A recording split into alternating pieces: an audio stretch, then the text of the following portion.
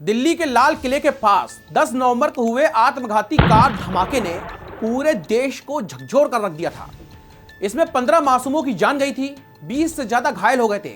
आज 10 दिन बाद तस्वीर बिल्कुल साफ हो चुकी है कि यह कोई अकेला भेड़िया हमला नहीं था, बल्कि एक खतरनाक डॉक्टर्स टेरर मॉड्यूल की साजिश थी। 10 नवंबर शाम 6:52 पर दिल्ली का दिल दहला देने वाला Hyundai i20 के द्वारा किया गया भयानक विस्फोट, जिसमें अमोनियम नाइट्रेट का इस्तेमाल किया गया था, जिसने एक पल में 15 जिंदगियां बिल्कुल खत्म कर दी थी। उसको देख करके लग रहा था कि मानो किसी ने दिल्ली की छाती पर छुरा ही घोंप दिया है। इस खौफनाक हमले का मास्टरमाइंड निकला पुलवामा का डॉक्टर उमर उल नबी, अल फलाह यूनिवर्सिटी का असिस्टेंट प्रोफेसर। जिस हाथ से दोस्तों मरीज कभी वो देखता था, उसी हाथ ने बम का डेटोनेटर दबा दिया था। जिनके हाथों में कभी स्टेथोस्कोप होना चाहिए था, जिनके कंधों पर मरीजों का भरोसा टिका होना चाहिए था, वो पता नहीं कौन सा इस्लाम पढ़ रहा था। जिस डॉक्टर ने एमबीबीएस की डिग्री ली थी, वो किसी आतंक के प्लान में शामिल हो रही थी। ये सभी कुछ जांच में बिल्कुल साफ हो चुका है।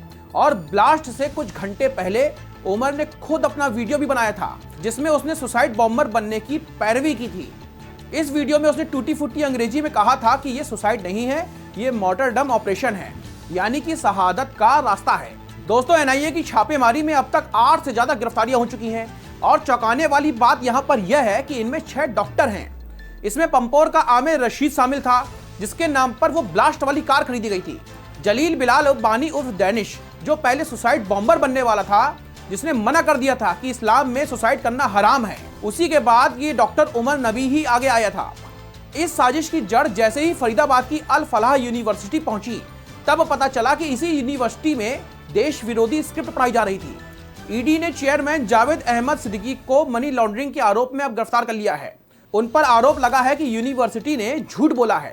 यूनिवर्सिटी का कहना था कि उनके पास में यूजीसी 12B और NAAC AB ग्रेड है, इसीलिए वो टॉप यूनिवर्सिटी हैं, सरकारी ग्रांट लेते हैं, उनके बच्चों की डिग्री दुनिया में मान्य होगी।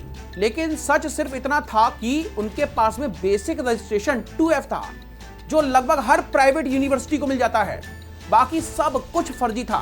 जांच एजेंसियों को शक हुआ कि यूनिवर्सिटी ने झूठ बोल करके जो भी करोड़ों रुपया स्टूडेंट से लिया है, उसका एक बड़ा हिस्सा टेरर फंडिंग में भी गया है।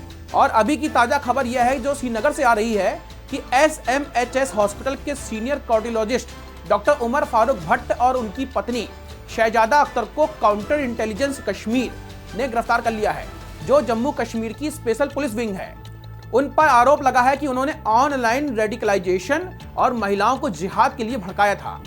अब दोस्तों, कई सवाल खड़े होते हैं। क्या देश के मेडिकल कॉलेज और यूनिवर्सिटीज रेडिकलाइजेशन के नए अड्डे बन चुके हैं?